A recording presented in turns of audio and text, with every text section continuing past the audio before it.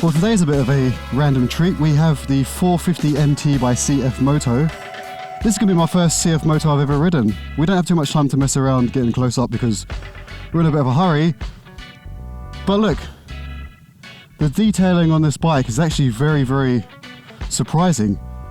There's a lot of hand-me-downs from the KTM platforms, a lot of premium spokes and things like that. And look at these small details up here with the camo look. But as you can tell, it's super hot. So let's get on the road.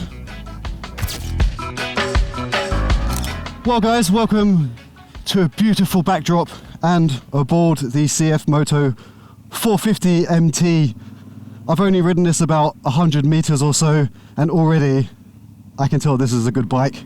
I don't think I've said many bad words about CFMOTO, but I am a bit of a brand snob, and I haven't really given them the time of day, so I'm actually very, very lucky and excited to be able to ride this today, because this is going to put a lot of questions to bed for myself, and hopefully you guys at home. But already, as I said, this bike feels so premium. I mean, I know a lot of parts have trickled down from the KTM platforms. They really haven't cheaped out too much on the CFMOTO platform. It's just, as I say, a lot of snobbery surrounding these CFMOTOs tends to hold them back. I am guilty of it, and as I said, hopefully by the end of this video my mind will be changed. But from a riding perspective, the bike is super light. It does feel super planted, and the throttle response is actually really, really good. The clutch, that's another thing I want to note. The clutch is so smooth. It feels almost like a hydraulic clutch. And the front brake lever here, it has that nice premium click that you get with top of the line front brakes. Once again, very surprising from the CFMOTO platform. So the only thing I currently do know about this bike off the top of my head, that this is a cross plane, a CP2 motor, and it feels exactly like that of a mini R7, a mini MT-07. It's got very similar characteristics, except from the frame this is in. I mean, this is probably more along the lines of the Tenere 7, the T7 if I think about it. But yeah, it's doing well. It's gliding around these corners like any other bike would. Given that it is in the adventure platform, it's not going around the corner like that Supermoto in front of us, but I mean, it's not complying. Definitely feels like you could commute on this thing. It's got plenty of power. I mean, I'm not the lightest guy in the world, and it's pulling my big ass down the road with no issues. So there's no issues there.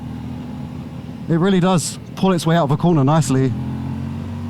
As I said, it's just strange to get used to for a second, this adventure platform, because they are so tall that you really do feel the lean on these bikes. And just before we get past this old boat trailer and have a bit of fun, look at the quality of this cockpit. As I said, this fit and finish looks so premium, even up to the front up here. It's just got that real nice characteristic that gives it its own unique personality. And these are the little things that I like to look for motorcycle brands, so they don't all blend into one aimless, bland motorcycle kind of fatigue, which I find a lot of bikes tend to keep things pretty simple. And I'm a really big fan of these little details on bikes. I like little personality traits. Gives them more reason for people to get a bit more emotionally connected to them. And then when you move down slightly, look at that display. That is so crystal clear. That is 10 times better than my Yamaha MT-09. And bearing in mind, my Yamaha MT-09 probably cost nearly double this thing.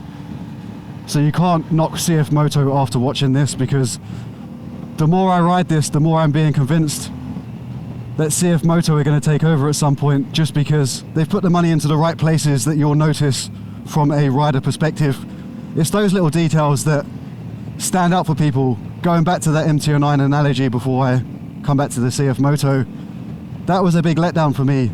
The TFT dash on that MT-09, for the price you pay and for what the bike is, it's pretty lackluster, I'm not going to lie, and I think Yamaha deserved every bit of flack they got for that little display. But CFMOTO, that's one thing you guys have got right for sure. For a 450cc, this thing power-wise feels a hell of a lot bigger. The actual frame and feel of the bike is super light, which I can see would be super beginner friendly, especially when it comes to trails and light off-roading. This thing would be so much more confidence inspiring than something like a GS that you're going to snap your leg just by putting it down.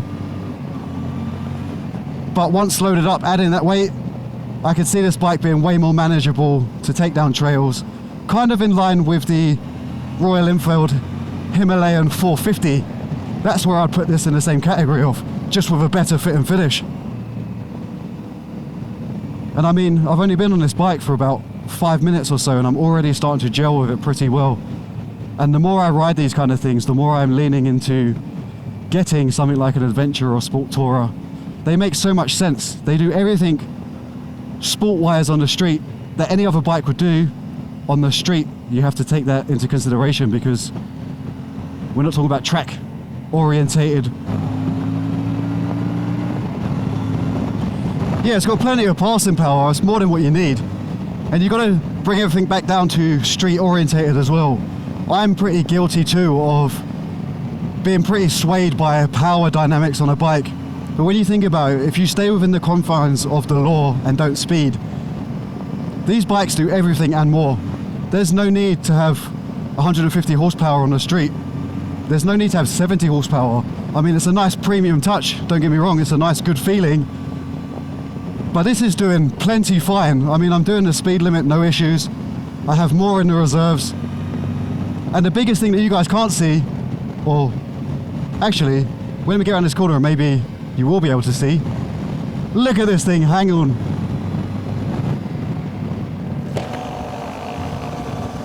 The smile I have on my face riding this. Look at the way this thing just holds the line. It really does feel like you're flying around the corner just by the stance of this bike. I'm being honest, no word of a lie. I'm really enjoying riding this bike. I didn't think I would. As I do with any opportunity to ride a bike, I'm going to do it. And I was half expecting to be very disappointed in this thing, but it's the complete 180 degree. So let's paint a scenario, because I'm starting to get a gauge of this bike now. The backdrop is perfect for what I'm about to say. Picture yourself, right? Or picture me, picture this bike. You're doing long tours on it, eating up miles on roads like this. I think this is where this bike wants to live. It's got just enough power that you can still have fun on these roads and have plenty in the tank, plenty in the reserves should you need it. And I think that's what you need on an adventure bike, because I'm assuming that the fuel consumption on this is going to be a lot better than something like a 1290 or a GS. You know what I'm saying? Like, these mid-range ADV bikes, these sport tourers, really are going to be the next wave to take over. I must say, the more I gel with this bike, the more I'm starting to think I figure out what it's about. And I'm picturing this like a town that I'd be passing through if I was doing a long tour. And even at these slower speeds, the throttle response is so connected and smooth. That clutch, as I said, look, one finger is, I can barely feel it, it's so light. Everything about this bike suits touring and suits travel. And as I said, with that lighter frame and a smaller engine, means it's less fatiguing on roads like this, and it's so easy just to flick it around. Yeah, I've really not got a bad word to say about this, especially on the slower traffic side of things. It's very comfortable. There's no real buzz through the handlebars. There's slightly, if any, through the foot pegs, but that's expected on any motorbike. I mean, these things vibrate, but it's next to nothing. It sounds beautiful.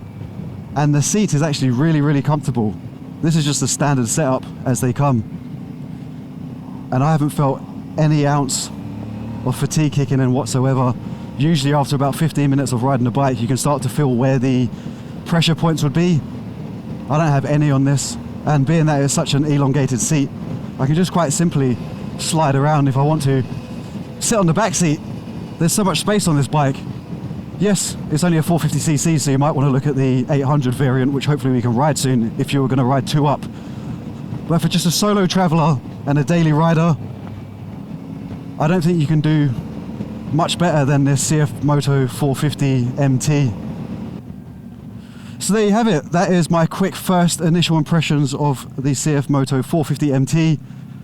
As I said, pleasantly surprised. this has definitely opened my eyes to the world of the smaller to mid-range ADV bikes. Let me know in the comments if you guys have one of these things.